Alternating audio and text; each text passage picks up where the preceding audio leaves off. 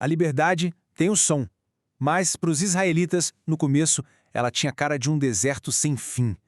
Vamos mergulhar nessa jornada incrível de um povo que foi do risco de morrer de sede até receber as leis que formariam uma nação inteira. Tenta imaginar a cena. Aquela euforia de sair do Egito, de ser livre, de repente dá lugar à realidade dura e seca do deserto. E a pergunta que fica no ar é gigantesca. Como é que um grupo de ex-escravos vira uma nação? Com leis, identidade, um propósito. Pois é, a liberdade mal chegou e já bateu de frente com um inimigo poderoso. E não era um exército, não. Era algo muito mais básico. Antes de pensar em leis ou futuro, eles precisavam de uma coisa: água. A sobrevivência de todo mundo estava em jogo. A sede é uma coisa terrível. Ela pode transformar a maior esperança em puro desespero. O povo, já exausto, se sentindo meio que enganado pelo deserto, vai para cima de Moisés. A tensão ali, olha, dava para cortar com uma faca. Não era um pedido, era uma cobrança, uma exigência por uma solução imediata. A frase é essa, curta e grossa. Dê-nos água para beber. É o grito de um povo no limite que se sente abandonado e começa a questionar se valeu a pena ser livre só para morrer de sede no deserto. Um teste de fogo para a liderança de Moisés e para a fé de todo mundo. E aí, no auge do desespero, a resposta vem de um jeito que ninguém podia imaginar. Não é que acharam poço, não. A ordem foi um milagre. A instrução era quase absurda. Bata na rocha. E esse momento meio que define o padrão dali para frente.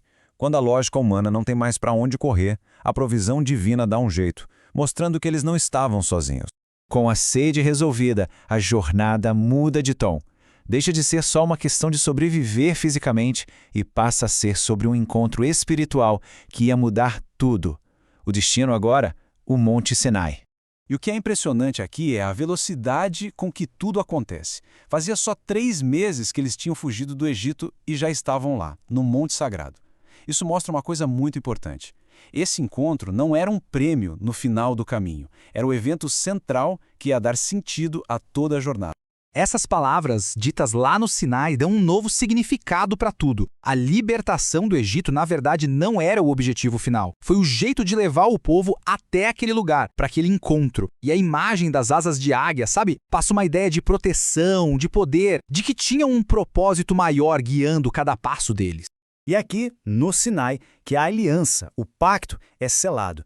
E no coração desse pacto estão 10 princípios, 10 ideias que vão se tornar a base moral, espiritual e social dessa nova nação. São 10 princípios fundamentais. Mas olha, não pensa neles só como uma lista de não faça isso, não faça aquilo. Eles são, na verdade, os pilares de uma nova forma de viver. Foram feitos para organizar tanto a relação com Deus, na vertical, quanto a relação das pessoas umas com as outras, na horizontal. Vamos dar uma olhada na essência dele. O primeiro princípio, e o mais importante, exclusividade. Não terás outros deuses além de mim. Isso, para a época, era uma revolução. Criava uma identidade única, monoteísta, que ia diferenciar esse povo de todas as outras nações. Logo em seguida vem a base da sociedade, a família. Honrar pai e mãe não era só uma questão de respeito pessoal, não. Era sobre manter a estrutura social, passar os valores de geração em geração e garantir a estabilidade do povo. E então, vêm as regras que garantem a boa convivência. Não matar, não cometer adultério, não roubar, não mentir em um testemunho. Juntos, esses mandamentos mostram o valor sagrado da vida, da verdade, da propriedade e dos relacionamentos. São a base da confiança e da segurança dentro da comunidade. Então, os 10 mandamentos são a Constituição, os grandes princípios. Mas como é que isso funciona na prática, no dia a dia? Bem, a aliança vai mais fundo e revela um verdadeiro manual para construir uma sociedade justa e com compaixão de verdade.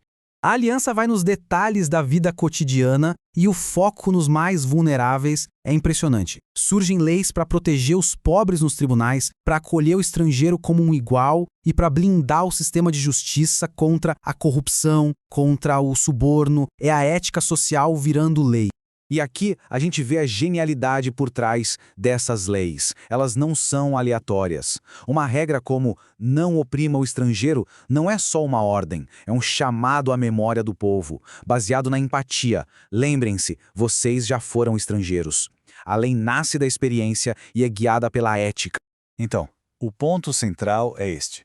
O conjunto de leis do Sinai era muito mais que um código legal. Era uma visão, um projeto para uma nação diferente, onde a justiça não era só um ideal distante, mas uma prática diária, presente nas interações mais simples. Certo, então depois de cruzar o deserto e subir o Monte Sinaí, o que essa história tão antiga nos diz hoje? Qual é a lição que atravessa os séculos e chega até nós? A gente volta para essa imagem poderosa.